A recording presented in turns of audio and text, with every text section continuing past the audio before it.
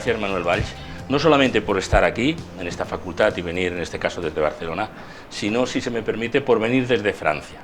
Porque usted, en todo caso, tomó una decisión enormemente importante. Yo recuerdo que estaba siendo entrevistado en Barcelona, en RACU, cuando llegó la noticia de que usted iba a ser candidato al Ayuntamiento de Barcelona. Bueno, hubo las consideraciones que usted conoce sobre el mundo independentista, pero hoy sabemos que, de no ser por usted, habría un independentista, digamos, declarado, como en este caso Ernest Maragall, en el Ayuntamiento de Barcelona, a pesar de que usted ha declarado muchas veces que no le fue fácil votar a Ada Colau.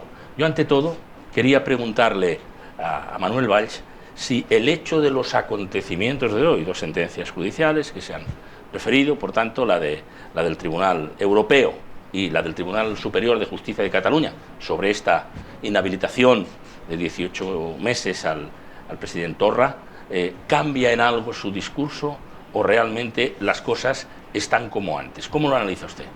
Yo creo que las decisiones de hoy no cambian nada respecto a mi reflexión y a mi discurso. Al revés, nos imponen aún más claridad.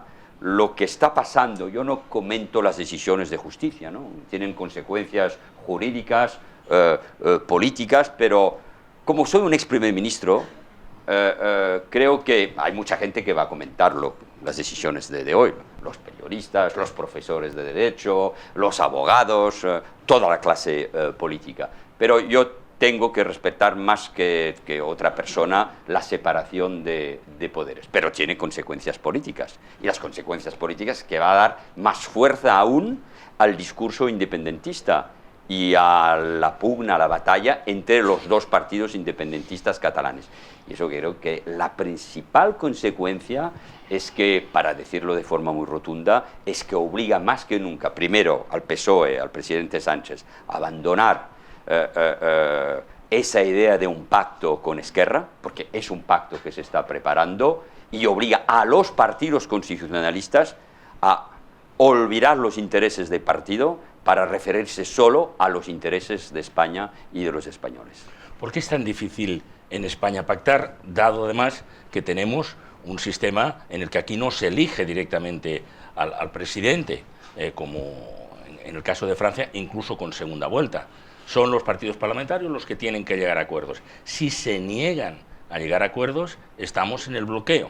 Entonces tenemos, por un lado, una posibilidad de ir con Esquerra, etcétera, en fin, lo que ha dibujado ese dibujo que ha hecho el presidente Sánchez como intento, y luego la vía constitucionalista. Pero con bloqueo no se va a ningún lado.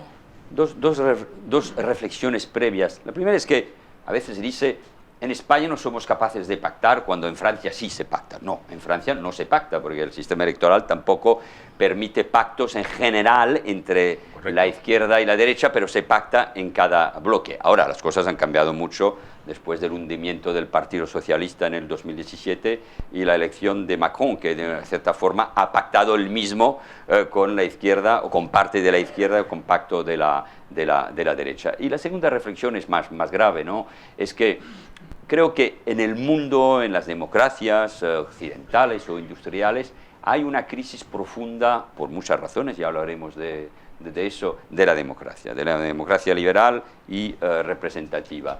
Y eso obliga a los demócratas, a los que creen los valores de la Constitución del 78, a los que creen los valores de Europa, a los valores de la democracia liberal, con todas sus imperfecciones, y faltan políticas económicas, sociales, para luchar más por la igualdad o en contra de la desigualdad. Pero a pesar de todo, no hay otro sistema que la democracia.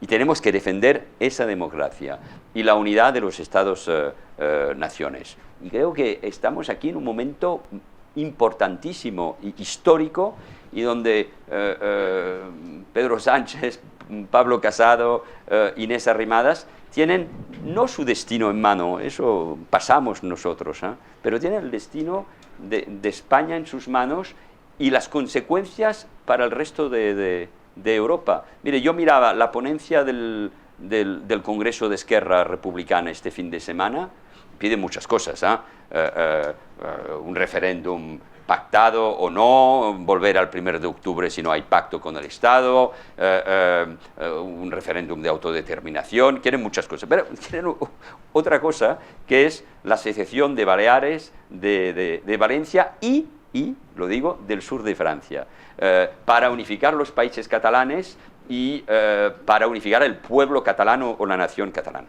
Podríamos pensar que son discursos, que son ponencias de congreso. No, todo eso tiene consecuencias. Lo que puede pasar en el País Vasco español o en Navarra tendría mañana consecuencias en el País Vasco, o lo que se llama el País Vasco francés. Pues aquí nos jugamos, cuando empezamos a tocar las fronteras, cuando jugamos con los conceptos de nación, cuando el independentismo es muy militario no pasa nada.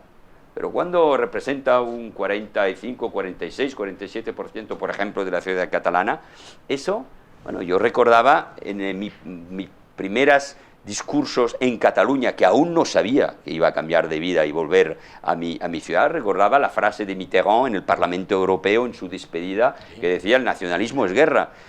Y tocar las fronteras hoy en el mundo, el mundo convulso, ¿no? Con el auge del nacionalpopulismo, de los populismos, es muy peligroso. Pues aquí, si no hay una responsabilidad de Estado, si ponemos en las manos de los nacionalistas de derecha, de izquierda, los nacionalistas españoles como los nacionalistas catalanes, el destino de este país, es que podemos provocar, la democracia es frágil, es muy frágil, podemos provocar convulsiones tremendas. Permítame sobre este punto precisamente. Tuve la oportunidad de dialogar con Mikhail Gorbachev y él me preguntaba, ¿usted cree que... Es curioso que me preguntara a mí, ¿usted cree que el País Vasco sea algún día independiente? Yo le respondí que no. ¿Por qué? Dije, bueno, son 3 provincias, piden 7, la otra es Navarra, 3 son francesas. Él dijo, si 3 son francesas, nada, pero está en relación con lo que usted ha dicho de las provincias catalanas del sur de Francia, que está reivindicando ahora Esquerra, y dijo, si algún día el País Vasco o Cataluña es independiente, esto generará tal movimiento en el mundo que Naciones Unidas, en lugar de tener cerca de 200 países, pasará a tener 400 y esto será ingobernable. Y hace 20 años de esta conversación. ¿Cuál es el mundo de hoy? En 3 palabras.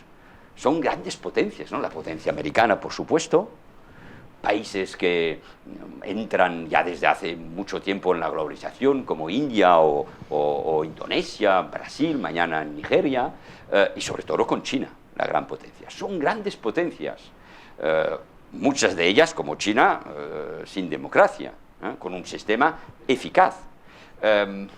Europa, que aún representa 50% de la inversión en el Estado social, que es el primer mercado económico del mundo, que esa alianza increíble entre la democracia, la economía de mercado, el estado del bienestar. Necesitamos reformas, por supuesto, pero es esa alianza, las consecuencias, además, de los dramas del siglo XX, de 2 guerras mundiales, del Holocausto, de las divisiones, del mundo dividido en 2, entre el mundo liberal, el mundo occidental y el mundo comunista. Pero todo eso, lo repito, es frágil y necesitamos más unidad, más integración europea, no más estados, no más fronteras, no más división, no tendría ningún sentido. Además, hay debate para la historia, ¿no? Pero hay 3 viejos estados-naciones muy diferentes en Europa. No hay más, ¿eh? Hay Inglaterra, que se va de la Unión Europea. Hay Francia, por supuesto, un país muy unido, muy jacobino, muy republicano. Es el resultado de la Tercera República del siglo XIX. Y hay España, que es un viejo Estado-nación, bueno, claro, con Castilla-Aragón y después esa unidad. Si empezamos a tocar todo eso, pero es que no solamente tendremos muchos estados, pero vamos a provocar un caos terrible. Y además, esos nuevos países o esas nuevas fronteras que se levantan, lo hacen además con la idea, no la idea de la nación liberal buscando la democracia del siglo XIX, no, son además visiones etnicistas, son visiones muy nacionalistas. Mire lo que se está escribiendo en el proyecto de Estatuto del País Vasco, o mire las declaraciones de Torra o de Puigdemont o de dirigentes de Esquerra hace unos años. ¿Qué es ser vasco? ¿Qué es ser catalán? ¿qué ciudadanía vamos a tener? Y eso, claro, puede provocar unas consecuencias en toda Europa y en Francia, por supuesto, y sobre todo, además, en lo que se llama el País Vasco francés. No podemos jugar con eso. Y si no hay... Oiga, España tiene una Constitución del 78, tiene un estado de autonomías que no existe en ningún país de Europa, aún menos en Francia. Tiene unos estatutos que, por supuesto, siempre se pueden corregir. Hay temas de financiación, de infraestructuras, hay temas de impuestos, por supuesto. Pero es que eso vale destruir los 40 años mejores de la historia de España, de esos 2 últimos siglos. Un país que ha vivido con decenas de golpes de Estado, un siglo XIX pésimo cuando Europa iba por delante, una guerra civil atroz, 40 años de dictadura. Es que tenemos que cargarnos, perdón de la palabra, 40 años de democracia y destruir España. No, creo que aquí, por eso, en nombre de los valores de Europa, de la historia, de la memoria, que nos olvidamos y que los pueblos se olvidan demasiado deprisa, y frente sobre todo a los grandes retos de la economía, del mundo, de la globalización, necesitamos más unidad a todos los niveles. En el dibujo que ha hecho el decanato en esta investigación, en la UNED, que es enormemente interesante, tenía un título muy centrado, porque nos decía el espacio político medio y la maldición, así, de los partidos centristas en España. ¿Realmente usted cree que existe esa maldición? Bueno, maldición, a ver, claro, si hablamos de Azaña o de Madariaga o del CDS o del partido reformista de Miquel Roca y del actual presidente del Real Madrid, obviamente que era el secretario general. Era secretario general, o hasta de Ciudadanos, sí podríamos pensar que hubo una maldición. Podemos tener también una visión más matizada, ¿no? Sin UCD, sin el proyecto de Suárez, pues no había esa transición, este éxito, aunque por supuesto la compartí con el PSOE y también con figuras que no venían del centro, como Manuel Fraga o Santiago Carrillo, que en aquel entonces había más diferencias entre ellos por su recorrido personal por la historia que hay hoy entre gente muy joven, sin pasado. Completamente. Ellos tenían pasado, los tres, Pedro Sánchez, Pablo Casado y Inés Arrimadas, poco pasado tienen porque son jóvenes. Ojalá lo tuviéramos todos su edad, pero me daría aún más perspectivas, ¿no? Pero, y además, el bipartidismo, el PSOE y Partido Popular, centro-izquierda y centro-derecha, mantuvo, ¿no?, ese equilibrio. Ahora, yo creo que, más para provocar el debate, no es una falta de centro, que no es fácil hoy, además, porque hay polarización de los extremos. El sistema, no es para acusarlo, pero el sistema mediático también, la forma de hablar, el lenguaje, conduce a más polarización. Además, hay esa crítica radical de la democracia, pero también hay el hundimiento de las clases medias debido a la crisis económica de los años 2000, y eso provoca, como provocó ya en los años 20 y 30, el auge del nacionalpopulismo. La historia, de una cierta forma, se repite. Yo creo que lo que falta es la centralidad más que un centro político en el sistema de un nuevo partido. Pueden nacer, por supuesto, nuevos partidos. La lección de Ciudadanos es que cuando te alejas de tus valores constitucionalistas, europeístas, del centro, para querer liderar la derecha y para pactar de forma indirecta con Vox, claro, pierdes tu alma, pierdes tus valores. Si el PSOE hoy va hacia Esquerra y alianzas con los populistas o con los separatistas, va a perder también su utilidad en el debate público. Lo que falta es cómo defendemos precisamente esos valores centrales que unen a los españoles, que son los valores constitucionalistas, la defensa de una corona. Entre paréntesis, usted, señor Valls, es republicano. Sí, Francia es una república monárquica y España es una monarquía republicana, si entramos en este debate. ¿Qué son? Son democracias. son democracias con separación de Estado, y la transición española pues provoca una monarquía constitucional, y por suerte, porque es lo que une, por supuesto, el país. Pero lo que quiero decir es que lo más importante hoy es defender. ¿Cómo? Con pactos entre los partidos constitucionalistas. No lo hacen, es un error, es un gran error. Con pactos de Estado, con pactos de gobierno, con grandes coaliciones, lo que sea, pero que defienden lo más importante, la Constitución del 78, la democracia y Europa.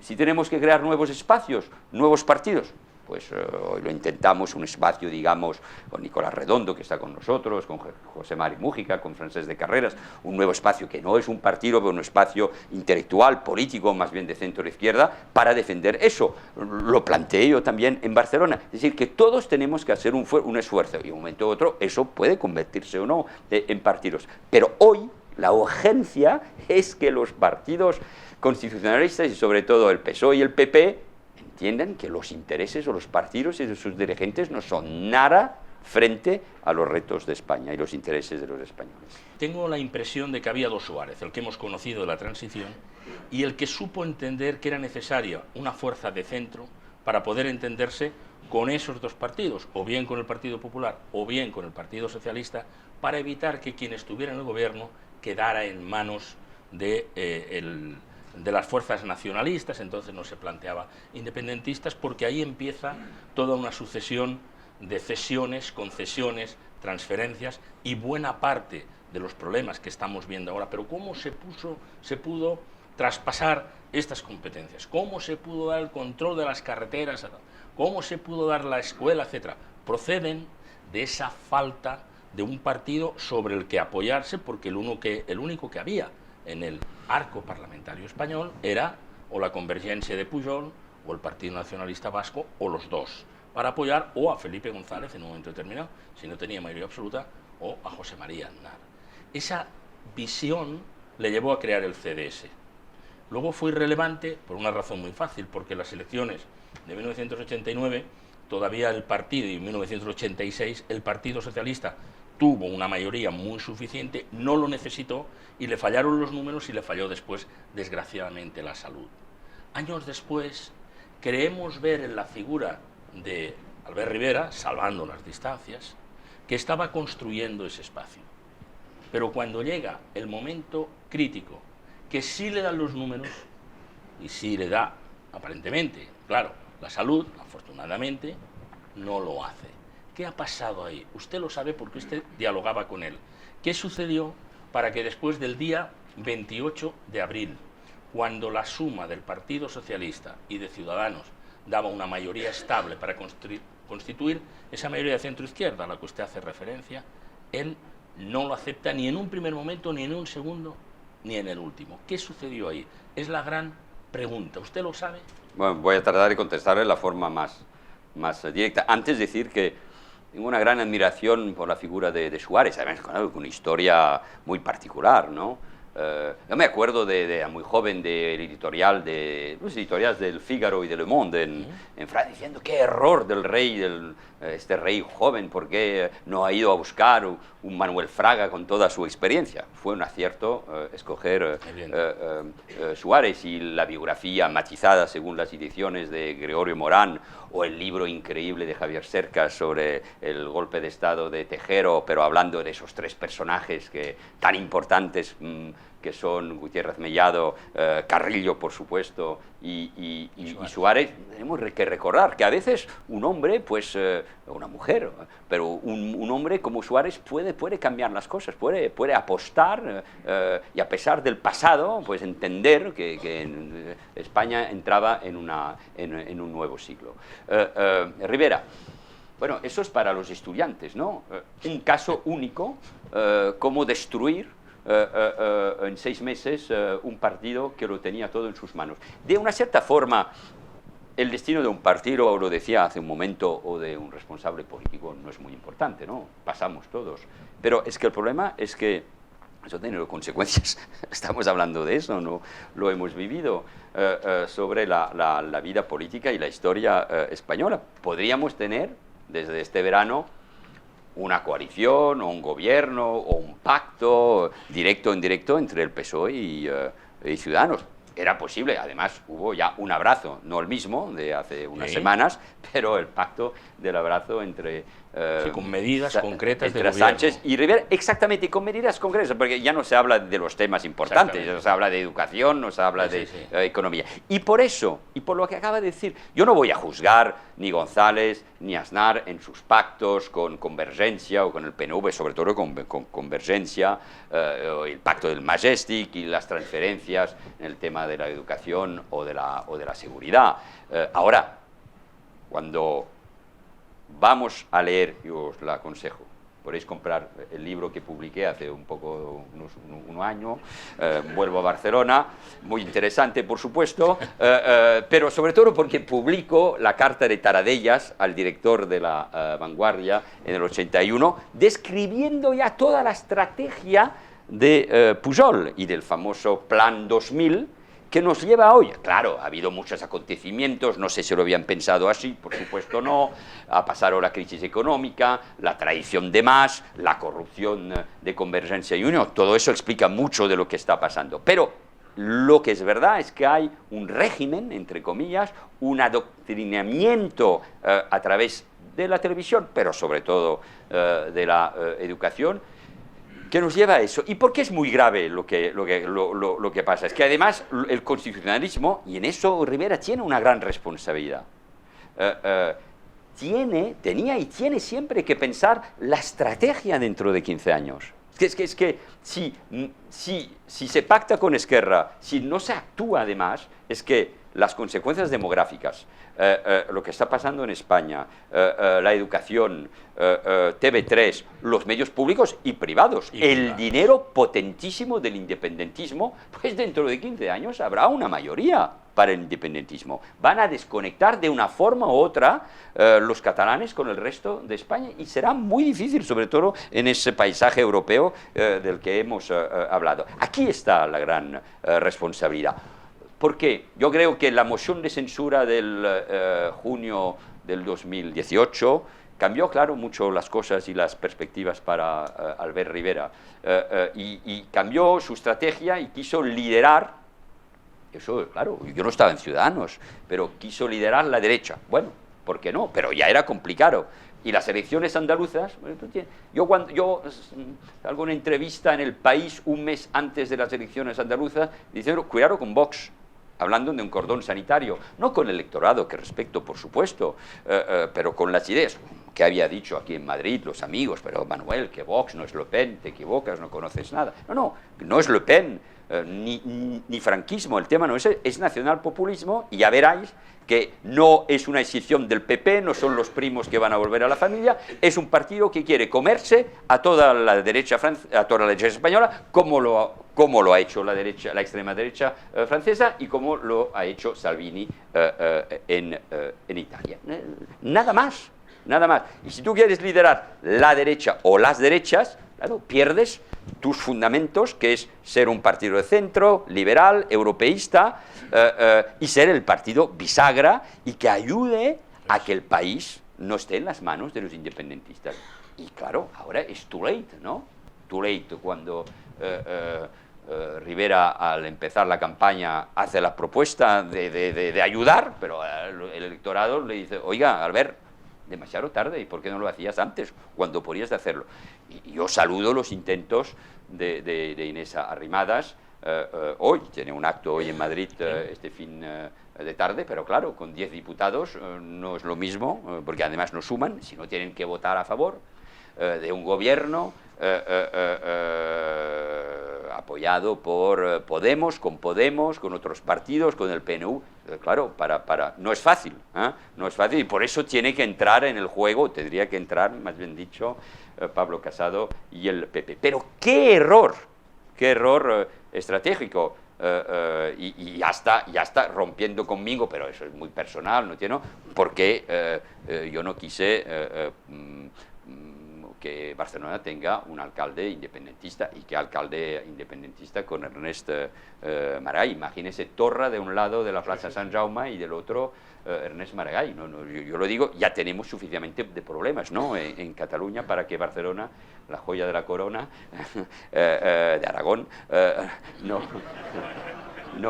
sí, de Aragón. Hay una Plaza del Rey en Barcelona donde un catalán quiso matar al rey Fernando, el católico, este pobre que por supuesto no mató al rey, pero acabó muy mal en las manos de los catalanes, pero para recordar que era la corona de Aragón. Bueno, eso es historia. Lo que quiero decir es que no era posible. Aquí, cuando pierdes el centro, pero el centro político, el centro mental, lo pierdes todo. Y es una lástima, porque Albert tiene un gran talento, y sobre todo es una lástima porque Ciudadanos había plantado cara en Cataluña, cuando en Cataluña, de parte de la izquierda y los socialistas, hay mucha equidistancia, ¿no?, mucha ambigüedad. Es una lástima. ¿Puedo añadir algo, una palabra solo? Es que a lo mejor cuando hablamos del centro o de la moderación, además del reformismo necesario, del europeísmo, hay también una forma de lenguaje. Se puede hablar claro, yo creo, bueno, tengo la experiencia y la libertad, puedo hablar claro. Por supuesto. Pero hablar claro no es insultar al otro. Bien. El lenguaje en política es muy importante. Muchos políticos piensan que hablar como un tuit o hablar como en la calle te hace más popular. No.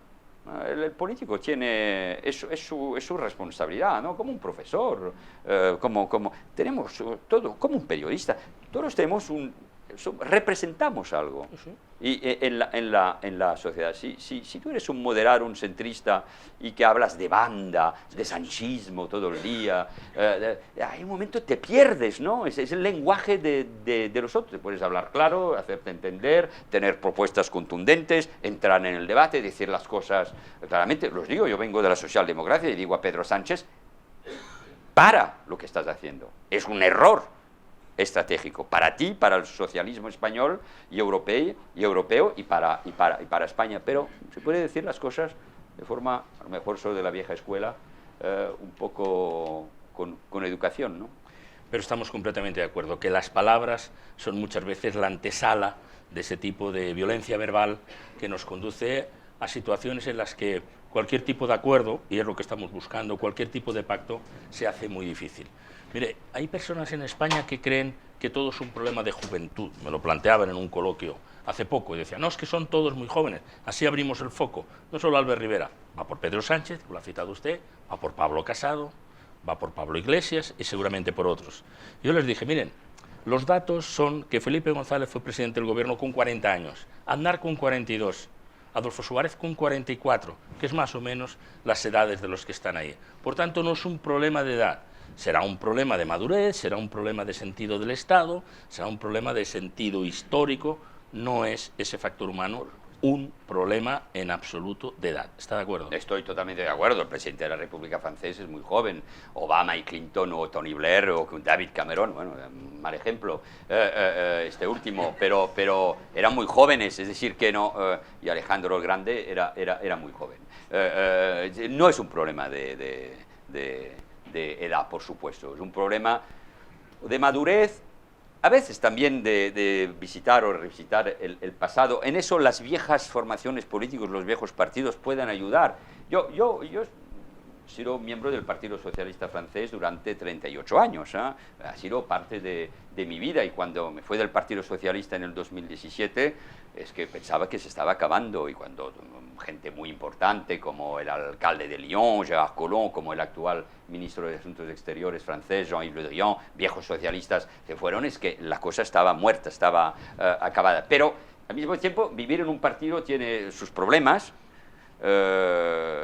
pero también da esa capacidad, ¿no?, de escuchar a los otros, de tener experiencia, de vivir en una familia política, a condición que haya debate, por supuesto. Hay una cosa muy extraña aquí en España, es que el sistema electoral hace que lo que no pasa en Francia, que el debate es muy abierto, demasiado abierto a veces en los partidos, pero aquí, oiga, el Partido Comunista Leninista de los años 20 y 30 no es nada a veces frente a unos partidos donde no hay debate, no se permite el debate, y el primer que levanta la mano para pedir algo va fuera.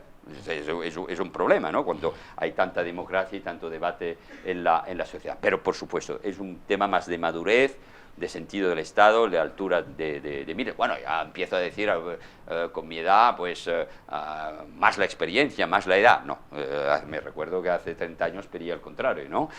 Fuera Mitterrand, fuera Chirac y viva la revolución de la juventud. No, eso es un viejo debate desde la Grecia antigua entre los jóvenes y los ancianos, y necesitamos esa mezcla, pero madurez política, sentido del Estado. El sentimiento trágico de la historia, mira que viene de aquí, de un gran intelectual español, la idea del sentimiento trágico de la vida, el sentimiento trágico de la historia. Es que la historia puede ser trágica. Yo me tocó gobernar como primer ministro y ministro de Interior después de ser diputado y alcalde, pero en un momento muy complicado de crisis económica, eso pasa, de crisis de la zona euro, y cuando los alemanes querían echar Grecia de la zona euro, y sobre todo, por supuesto, frente al terrorismo, y una guerra en Malí y otra en Siria. Gobiernan en esas condiciones y dices, bueno, cuidado. Y aquí en España, donde gozamos, por supuesto, con muchos problemas, y hay gente que se lo pasa muy mal. Este país que ha resistido, Bismarck tenía razón, que ha resistido a más de 800 muertos por culpa de ETA, que la transición, por supuesto, con sus ambigüedades, con un problema con la memoria histórica, pero pero todos los países tienen problemas de memoria histórica, que os voy a contar con Francia. Hemos pasado los franceses eran toros resistentes a todos colaboradores, a lo mejor era un poco más complicado, pero a pesar de todo, después de 40 años del franquismo, un franquismo que había entrado profundamente en la sociedad, hay esa democracia con esos hombres del cual hemos hablado, a empezar por el rey Juan Carlos y que era muy joven también. Y Adolfo Suárez. Bueno, por favor, cuidado, que este legado, esa historia, prepara el futuro, no es cosa de viejos y de libros de historia, es importante para el futuro. ¿Qué le diría usted a Pablo Casado? ¿Qué le diría usted a Pedro Sánchez? Ya hemos hablado de Rivera. ¿Qué le diría usted a Pablo Iglesias o a Inés Arrimadas? Pablo Casado. Yo les escribí de forma muy pretenciosa, ¿no?, una carta abierta en la prensa, en toda la prensa española, en el mes de marzo, diciendo, pase lo que pase en las generales de abril y en las elecciones autonómicas y municipales, locales de mayo, tenéis que pactar. No me contestaron. Es que no me contestaron, es que, bueno, aprendes la humildad. ¿Tú crees que un ex primer ministro ni acuse de recibir? Un ex primer ministro aquí, piensa que es Napoleón que vuelve otra vez, con su hermano en la con José. Con José, y que va. No, lo hacía por convicción profunda, porque yo he visto en Francia derrumbarse la socialdemocracia, he visto una extrema derecha que puede ganar un día las elecciones. En Francia hay un problema, digamos, de secesionismo social y no territorial. Son problemas parecidos, pero con consecuencias que, por supuesto, son diferentes, porque los países son diferentes. Les dijo eso. No, y les voy a repetir. Vuestro destino personal, el destino de el futuro de vuestro partido, son menos importantes que el destino de España. Es que si pensáis, le digo a Pablo Casado, si piensa, es un chico inteligente que escucha más que los otros, creo, no estoy de acuerdo con lo que han hecho con Vox y todo eso, por supuesto, y sé que tiene muchos debates y que no es fácil a recuperar un partido hundido, pero cuidado, si tú piensas, hay una frase de hace 2 días de Pablo Casado, dice, es que si hago eso, es decir, dejar a Sánchez gobernar, es que el PP se va a hundir y va a ganar Vox. Es el suicidio de mi Es partido. el suicidio de mi partido. Cuando piensas así, cuando piensas en tu partido, que lo entiendo perfectamente, tiene una responsabilidad, pero puedes perder muchísimo y le puede pasar igual que le ha pasado a Albert Rivera. Es decir, que de todas formas lo que está pasando hoy con las decisiones de los tribunales europeos y españoles puede provocar el auge de Vox, que va a mudar, se va a transformar, y la Abascal del único debate de las generales ya era muy diferente de Vox de antes. Va a ser menos liberal, va a ser más nacionalista, va a hablar más aún de inmigración, por supuesto del tema catalán, va a ser más antieuropeo, vais a ver, va a ser más salvinista, leyendo los consejos de Steve Bannon, que están transformando lo que son las derechas. Es un problema. Merkel lo ha entendido perfectamente, ha puesto claro, y no comparo la FD nazis a lo que es Vox, por supuesto, eso lo entiendo, pero diría, cuidado, aquí te juegas no la piel del partido, pero la de España, y si el Partido Popular tiene esa responsabilidad, la de haber gobernado casi 20 años España durante esas 4 décadas, es decir, tienes una gran responsabilidad, y la misma Pedro Sánchez, no todo vale para mantenerse al poder. Yo he hecho muchos errores, por supuesto, en la vida política, y hay una lección que sé de los errores, es que siempre eres prisionero de la forma de tu elección o de tus decisiones. Cuando nosotros ganamos con François Hollande en el 2012, después de 10 años de oposición, donde habíamos ganado todas las elecciones locales con un lema, anti-Sarkozy, era muy fácil, pero sin hablar de Europa, sin hablar de seguridad, un poco, porque los alcaldes como yo habíamos cambiado las ideas del Partido Socialista respecto a este tema, sin hablar de migración, sin tener las ideas claras en temas de Europa. Cuando llegas al poder y que las cosas no son exactamente como te las pensabas, y cuando además en tu propio partido no has tenido este debate y que tienes una oposición interna que te derrumba, que te impide gobernar en buenas condiciones, pues no es de extrañar que la socialdemocracia francesa se estrelle y desaparezca. Le digo a Pedro Sánchez la misma cosa. Tenías la ocasión de salir, tenía usted, me cuesta mucho el tuteo en España aún, cuando vas aquí en el tren, oye, chico, tú no me reconocen, ¿no? En Francia eso no podría pasar, pero bueno, es otra forma y me encanta España y me siento, por supuesto, a pesar de mi acento francés, muy español. Pero me siento muy catalán, muy español, muy francés y muy europeo, eso es mi mensaje también, ¿eh? Pero le diría, tu alianza con Podemos, no puedo entender, pero tu alianza con Esquerra, depender de Esquerra, el socio de Bildu. Lo que quiero decir para que no haya ambigüedad, hablar con todos, por supuesto, hablar con los presidentes de las comunidades autónomas, hablar con los partidos que tienen representación en el Parlamento o en las Cortes, por supuesto, tratar de buscar soluciones, siempre. Ir con cuidado con lo que se ha dicho durante la campaña electoral y lo que se hace después. Porque aquí no sé si se dan cuenta, los españoles no son tontos.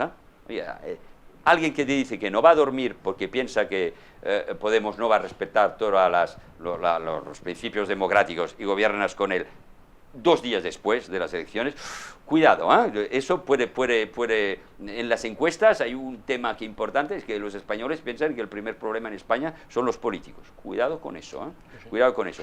Pero sobre todo, si entregas tu gobernabilidad a un partido independentista, tú puedes hablar con todos, buscar soluciones de convivencia y no solamente soluciones políticas. Pero si le entregas en cambio la gobernabilidad, es mucho peor de lo que pasó con Aznar o Felipe González con Pujol, que no era entonces además un partido independentista. Aquí le entregas directamente al partido más independentista. Leer la historia de Esquerra, que hay corrientes diferentes, hubo la corriente del coronel Francesc Macià, del Estado catalán, que no era el de Companys, lo que pasó durante la República y la corriente de Taradellas, leer los escritos de... siempre es forma romántica, ¿no? Los partidos nacionalistas o independentistas son progresistas, pero no puede ser nacionalista y progresista, no puede ser nacionalista catalán y de izquierdas. Me nego a aceptar que Esquerra sea un partido de izquierdas socialdemócrata, tal como yo lo veo. Es un partido que quiere levantar fronteras, es un partido que al cabo de ese proceso va a tener un discurso supremacista, etnicista. Cuando hablas de un pueblo, del pueblo catalán, cuando los socialistas catalanes hablan de la nación de naciones y de la nación catalana, bueno, es un tema de Congreso. Oiga, que Esquerra también habla de eso. ¿Y eso qué provoca? Es la nación catalana. ¿Dónde empiezan y terminan las fronteras? ¿Dónde empiezan? En Francia, lo decía antes, en Baleares, que es una de las comunidades que me preocupa más hoy, en Valencia, ¿dónde? Hay también a gente que habla catalán en Aragón, ¿no? Bueno, pues ¿dónde empieza y dónde termina todo eso? A ver, no es grave, se puede hablar, claro, se puede hablar de todo, y de la nación es un tema, pero todo eso es muy peligroso y una falta además de memoria histórica, y estamos en una facultad de ciencias políticas, aquí se habla de derecho, además son conceptos, la nación, el pueblo, el Estado, son conceptos duros, ¿no? Es una cosa, es materia, ¿no? Es materia. ¿Qué le dice Manuel Valls a Inés Arrimadas? Continúa lo que estás haciendo, porque me parece importante que de momento la voz de Ciudadanos cambie. A lo mejor tiene que decir más claramente que se han equivocado, ¿no? Pero hay que darle un poquito de tiempo también. Sí, no. Y yo además...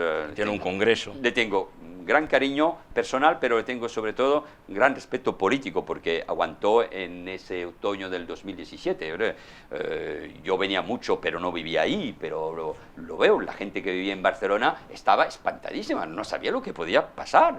El 1 de octubre se saltaban la Constitución, las leyes, el estatuto, el reglamento del Parlamento. Esa gente que hoy nos dice que España es un Estado franquista, antidemocrático, se saltaban todas las leyes. Por eso hubo un juicio y por eso hubo sentencias.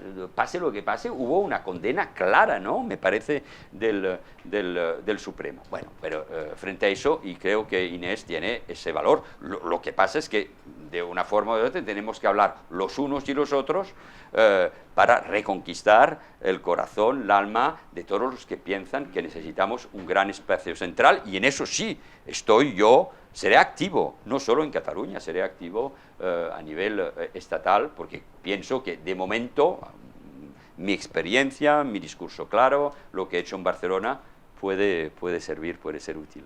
Yo creo que la política es cosa de profesionales, ¿eh? Cuidado, eso no quiero decir que se tiene que vivir toda su vida de la política, pero soy un servidor público y apasionado por Europa, apasionado porque hablaba de este espacio, de esa alianza única, pero es antes de todo un espacio de cultura, es una civilización, como la definían Stefan Zweig o Thomas Mann, o como la puede definir hoy un Javier Cercas, un Modiano en Francia, un Kundera, que es un hombre mayor, pero que es amigo. Es lo que es Europa, es único, ¿no? Es un proyecto único. Yo me acuerdo de hablar con responsables, voy a presumir un poco, con el primer ministro chino, con el primer ministro de Australia, decir, pero ¿qué está pasando en Europa? ¿Estáis locos? Era por el debate que teníamos con Grecia y la zona euro. ¿Sí? Pero pues, estáis locos, estáis haciendo el contrario de que todo el mundo trata de hacer, ¿no? Copiando o buscando ese ejemplo. Es lo que me apasiona más. Es decir, los retos de la historia, y creo que la vida me ha dado la ocasión, porque nací en Barcelona, me nacionalizó francés a los 20 años, soy hijo de un catalán, de un español, un gran pintor, Xavier Valls, de una Suiza italiana, tengo una mezcla, era muy patriota francés, muy republicano. Creo que la noción de patriotismo, que no es fácil en España, la tenemos que recuperar, Hay esa frase muy bonita de ese gran intelectual francés, judío, golista, resistente, que era Romain Gary, que decía, el patriotismo es el amor de los suyos, el nacionalismo es el enemigo de los otros.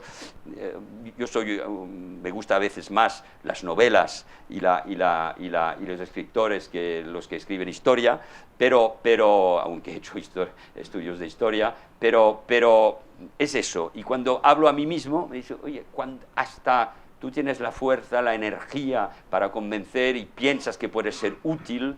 El resultado en Barcelona fue pésimo, fue mediocre, porque caí con Ciudadanos, supongo porque no lo hizo todo bien, pero bueno, fuimos útiles. Es decir, yo quiero ser útil de una forma o de otra a la vida política. Decisivos. ¿Ah? Fueron decisivos. Sí, ¿no? fuimos decisivos tres, pero quiero ser útil, a lo mejor decisivo, lo espero, pero ya lo he hecho todo, ¿no? Alcalde, diputado, ministro, primer ministro, pero quiero ser útil a la vida política, a la democracia española y a los valores de Europa. Y mientras tenga esa energía en una vida que ya no es la misma, ya no vivo de la forma, debe ser muy desagradable vivir con guardaespaldas, amenazado por el terrorismo y por el Estado Islámico durante 5 años, todo eso es una vida que no es fácil, ¿no? Y Valls es un fracasado, por eso vuelve a Cataluña. Bueno, fracasado ya veremos, ¿eh? Pero bueno, no es el tema. El tema es que mi experiencia, pues quiero meterla al servicio de eso, y creo que lo que pasa España es un gran país en el sentido que es una gran historia. Hay 500 millones de personas que hablan español en el mundo.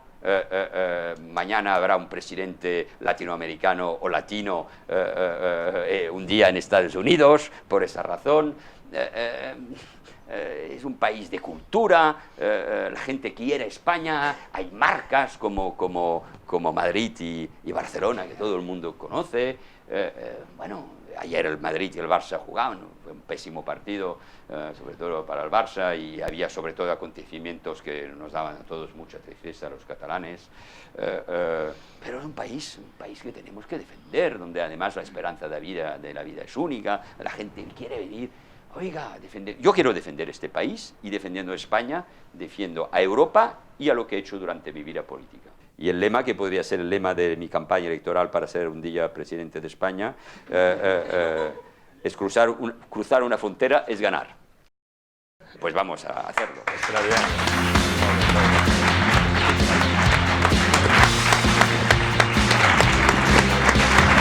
Muchas gracias.